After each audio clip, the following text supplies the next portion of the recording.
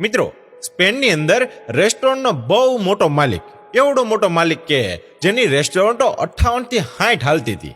એનું નામ ડોન મેન્ટનો. અને એ પણ ધમધોકાર હાલે. એકો એક રેસ્ટોરન્ટની અંદર કોઈને આમંત્રણ ન આપવું પડે છતાં પણ હાલે. એમાં થયું એવું કે મેન્ટેનોની તબિયત થોડી ખરાબ થઈ. એટલે એની વાઈફે કીધું કે દવાખાને બતાવી આવો ને એમ. તો કે સમય નથી મારી પાસે.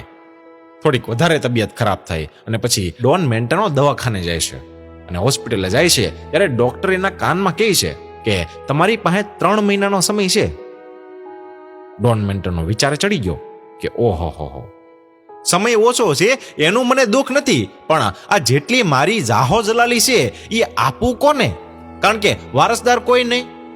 સવાલ એનો તો કે વારસદાર નથી, પણ સવાલ મોટો ઈ હતો કે એક પણ વ્યક્તિ એવો નજરે નથી દેખાતો કે રેસ્ટોરન્ટના વેઇટરથી લઈને મેનેજર સુધી કે હું આ એક વ્યક્તિને મારો કારોબાર સંભાળવા આપી શકું. આગળ તમામ જાતના અંધારા છવાઈ ગયા એની સામે.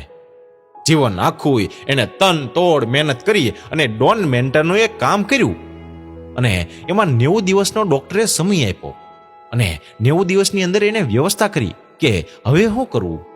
અને હોસ્પિટલમાં પડ્યા એક વિચાર આવ્યો એને કે કદાચ હું માર્કેટની અંદર જઈશ અને રેસ્ટોરન્ટની અંદર તપાસ કરવા માટે જઈશ કે કોણ સારો વ્યક્તિ છે, તો મારી સામે તો બધા હારાત બનીને આવશે ને. માટે પોતે ભિખારીનો વેશ ધારણ કર્યો અને એની તમામ રેસ્ટોરન્ટની અંદર જવાનું એને નક્કી કર્યું.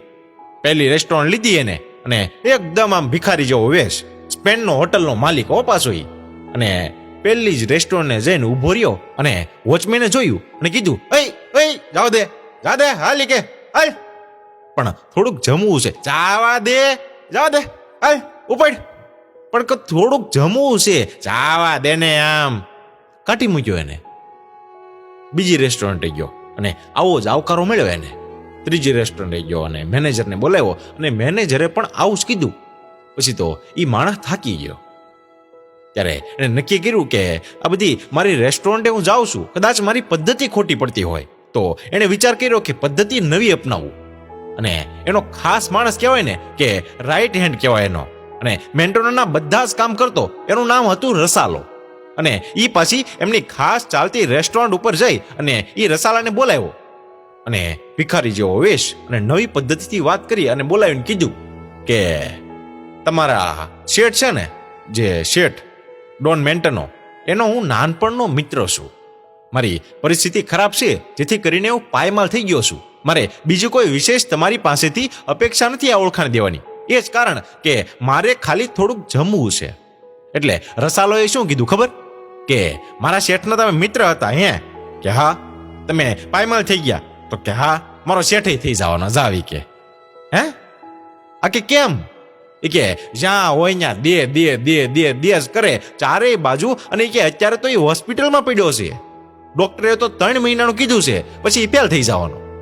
અને હું તમને જાણ ખાતર કહી દઉં કે તમારા મિત્ર છે ને, તમે પાયમાલ થઈ ગયા ને એમ ઈ થઈ જવાના. ઈ તો ઉપર જ વહી જવાના હાવ. અને પાછો હું જ્યારથી આ રેસ્ટોરન્ટમાં આવ્યો ને અને કારભાર મેં સંભાળ્યો ત્યારથી મારા શેઠની પ્રગતિ છે. બાકી મારા શેઠનું પાંચી ન આવે હો. આવી વાત કરી. અને પેલો જે ભિખારીના વેશમાં હતો ને તેને મનમાં થયું કે આ મેં તો ખાલી જમવાની અપેક્ષા રાખી હતી, આ જવાબની તો રાખી જ નહોતી. ખૂબ દુઃખી થઈ ગયો. અને પછી પાછું એને કીધું કે મારો શેઠ જાય ને એટલે હું જ માલિક છું, એટલી તો મેં અહીંયા મારી વ્યવસ્થા કરી લીધી છે. મરવા ઉપરની ઘડી નજીક આવી છે અને મૃત્યુ સામું દેખાય છે. તમામ સંપત્તિ એક બાજુ. તમે વિચાર તો કરો કે કેવી સરસ મજાની ઈશ્વરે ગોઠવણ કરી હે, કે ચાલો આવવાનું એમ નામ ને જવાનું એમ નામ. હે હવે ડોન મેન્ટનો વિચાર કરે છે કે આવું કેમ, હવે શું કરું? થાકી ગયો માણસ. હવે જે થવું હોય થાય. હોસ્પિટલની અંદર પડેલો માણસ.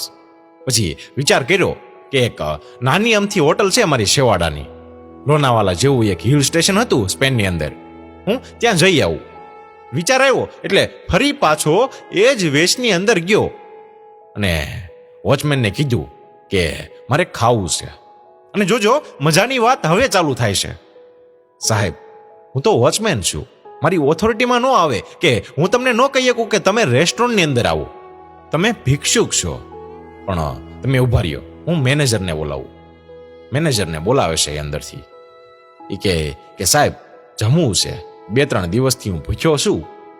વિચાર તો કરો, એક માલિક પોતાની જ હોટલની સામે ભિખારી થઈને ઊભો છે. અને મેનેજરે કીધું કે અત્યારે હું મારા કસ્ટમરને સાચવું છું, એટલે હું તમને અત્યારે તો નહીં કહી શકું, પણ તમે 30 મિનિટ વેઇટ કરો, જમવાનું પ્રોમિસ હું તમને આપું છું. હવે પેલો થાકેલો માણસ ડોન, પણ શું કરવાનું? એટલે હવે ચક્કર મારવા નીકળી ગયો અને 30 મિનિટ પછી પાછો આવ્યો. અને એ આવ્યો એટલે મેનેજર બહાર એને બોલાવા આવ્યા કે આવો. એને તો નવાઈ લાગી હો કે ઓહો, મોટી મોટી હોટલો જેની અંદર હું જઈ આવ્યો, મોટા મોટા પગારદારો, મોટા મોટા કર્મચારીઓ, એને આવી વાત ન કરી. પણ આમાં એ ખૂબ રાજી થયો. માણસ અહીંયા જ ધરાઈ ગયો, સંતોષ થઈ ગયો એને. પણ હવે આખી પ્રક્રિયા તો પૂરી જ કરવી પડે. આવો ડાઇનિંગ ટેબલ હતું, જ્યાં કસ્ટમરો બેસે ને ત્યાં જ એને બેસાડ્યા કે બેસો, હું હાથ ધોઈને આવું છું. એ આવ્યો અને એટલે જેવી થાળી જે કસ્ટમરોની હોય એવી જ થાળી એને મૂકી મોટી કે લ્યો જમો હવે, અને હું પણ તમારી સાથે આજ ભોજન લઈશ. એ કે મારી બાકી જ છે. મેનેજર અને ભિખારી બે હામે હામા એક જ થાળીમાં અને એક જ હરખું ભોજન જમવા બેઠા. તો જમતા જમતા મેનેજર બહુ સરસ મજાની વાત કરે છે કે સાહેબ તમે સહેજે પણ સંકોચ ન રાખતા હો, તમે સહેજે સંકોચ ન રાખતા કે ભોજન કરવા બેઠો છો આટલી સારી હોટલમાં ભિક્ષુક થઈને. હું તમારા ઉપર કોઈ ઉપકાર નથી કરતો કે તમે સંકોચ ન રાખતા. જીવનમાં આજે ભલે તમે ભિક્ષુક છો, તમે હિંમત ન હારતા. આવી એક મેનેજર પેલા ભિક્ષુકને હિંમત આપે છે જે શેઠ થઈને આવેલો. હિંમત ન હારતા, કારણ કે હું પણ એક દિવસ ભિક્ષુક હતો અને આ જ હોટલની બહાર હું ભીખ માંગવા માટે આવેલો. ત્યારે અમારા શેઠ છે ને જે ડોન મેન્ટનો, એણે મને અંદર બોલાવી જેમ મેં તમને બોલાવ્યા. એમાં આ જ ટેબલ ઉપર મને જમાડેલો અને આ જ હોટલમાં મને નોકરી આપેલી અને આ હોટલનો હું આજ મેનેજર છું. એટલે સંકોચ ન રાખતા તમે. કાલ સવારે તમે પણ મેનેજર બની શકો છો, સારા વ્યક્તિ બની શકો છો તમે. આવી એને વાત કરી.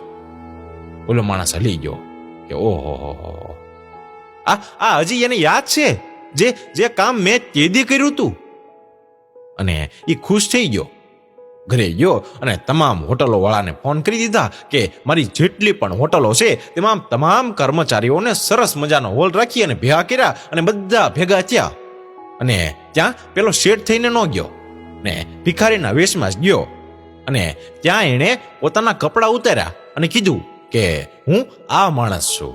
અને હવે બધા સાંભળો કે મારી તમામ રેસ્ટોરન્ટની અંદર જેટલા પણ મેનેજરો છે એ બધાને હું રિટાયરમેન્ટ આપું છું, રજા આપું છું, છૂટા કરું છું. અને આ એક હોટલ છે ને એના તમામ વેઇટરથી લઈને પોતા મારવાથી લઈને તમામ લોકોને હું બધી જ મારી હોટલના મેનેજર બનાવું છું આજથી. આ વાર્તામાંથી એ શીખવા મળે છે કે એ જમાડી ક્યારે શીખ્યો? જ્યારે એણે દ્રશ્ય જોયું કે મારા શેઠ જમાડે છે બધાને અને મને જમાડ્યો તો. સાહેબ આજે આપણે બહુ મોટા થઈ ગયા છીએ. આપણે જ્યારે દઈએ છીએ ત્યારે ખાલી માત્ર દાન નથી દેતા. આપણા સંતાનો, આપણી પેઢી, આપણો પરિવાર આ દ્રશ્ય જે જોવે છે કે મારો બાપ દે છે, મારો કાકો દે છે, મારા બાપુજી આપે છે, આ દ્રશ્ય જે તમારા પરિવારની અંદર તમે પેદા કરો છો ને, આ 1000 નહીં પણ 1 કરોડ રૂપિયા નહીં પણ 100 કરોડ રૂપિયા ખર્ચવાથી આ દ્રશ્ય વેચાતું તમારા સંતાનોને નથી મળતું.